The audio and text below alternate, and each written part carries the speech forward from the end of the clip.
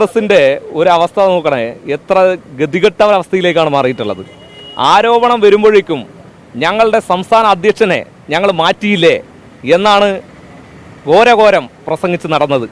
ഇന്ന് പുറത്താക്കിയ അതേ അധ്യക്ഷന്റെ കൂടെയാണ് ഒരു ഉളുപ്പുമില്ലാതെ തിരുവനന്തപുരത്തെ ജില്ലാ പ്രസിഡന്റ് ഗമയിൽ ഇങ്ങനെ നടന്നു വരികയാണ്. എന്ത് സന്ദേശമാണ് യൂത്ത് കോൺഗ്രസ് ജനങ്ങൾക്ക് കൊടുക്കുന്നത്? ഒരേ സമയം എരയോടൊപ്പമാണ് എന്ന് പറയുകയും വേട്ടക്കാരന് എല്ലാവിധ സംരക്ഷണവും ഒരുക്കുന്ന ഒരു സംഘടനയായി യൂത്ത് കോൺഗ്രസ് മാറിയില്ലേ? ആത്മാഭിമാനമുള്ള ആളുകൾ യൂത്ത് കോൺഗ്രസിനെ പിരിച്ചുവിടാൻ തയ്യാറാകണം.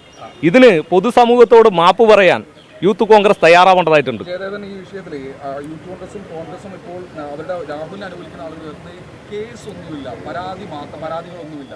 പിന്നെ എന്തിനാണ് അങ്ങനെ ഒരു സമരം എന്നാണ് ചോദിച്ചുകൊണ്ടിരിക്കുന്നത്. ഇവിടെ പൊതുസമൂഹം കണ്ടിട്ടുള്ളതല്ലേ എന്താണ് സംഭവിച്ചിരിക്കുന്നത് എന്നുള്ളത്. രാഹുലിനെതിരെ വന്നിട്ടുള്ള ആരോപണങ്ങൾ നിസ്സാരപ്പെട്ട ആരോപണങ്ങളാണോ? എന്തെല്ലാം ഒരു പൊതുസമൂഹത്തിന് അംഗീകരിക്കാൻ വേണ്ടി കഴിയുന്ന വ്യക്തിത്വമാണോ രാഹുലിൻ്റേത്?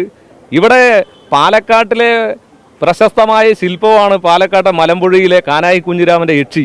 ആ യക്ഷിക്ക് വാട്സപ്പ് ഗ്രൂപ്പ് ഉണ്ടായിരുന്നെങ്കിൽ അതിനകത്ത് പോലും മെസ്സേജ് അയക്കുമായിരുന്ന രാഹുലിൻ്റെ ഈ സ്വഭാവ വൈകൃതത്തെയാണോ ന്യായീകരിക്കാൻ നിൽക്കുന്നത്? എന്തടിസ്ഥാനത്തിലാണ് രാഹുൽ ഒരു MLA ആയി തുടരാൻ വേണ്ടി കഴിയുക? അയാൾ പാലക്കാട്ടേക്ക് വരിക എന്ന് പറഞ്ഞാൽ പാലക്കാട്ടെ ജനങ്ങളോടുള്ള വെല്ലുവിളിയാണ്.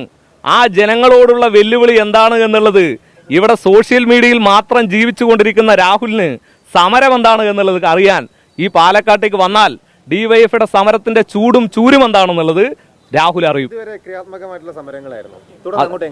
അതെ, അത് ഞങ്ങൾ അദ്ദേഹത്തെ ഒരിക്കലും ദേഹോപദ്രവം ഏൽപ്പിക്കുന്ന രൂപത്തിലുള്ള വലിയ സമരങ്ങളല്ല ഞങ്ങൾ ഉദ്ദേശിച്ചിട്ടുള്ളത്. ഞങ്ങൾ പറഞ്ഞല്ലോ, രാഹുൽ ഇന്നേ വരെ കണ്ടിട്ടുണ്ടാവില്ല.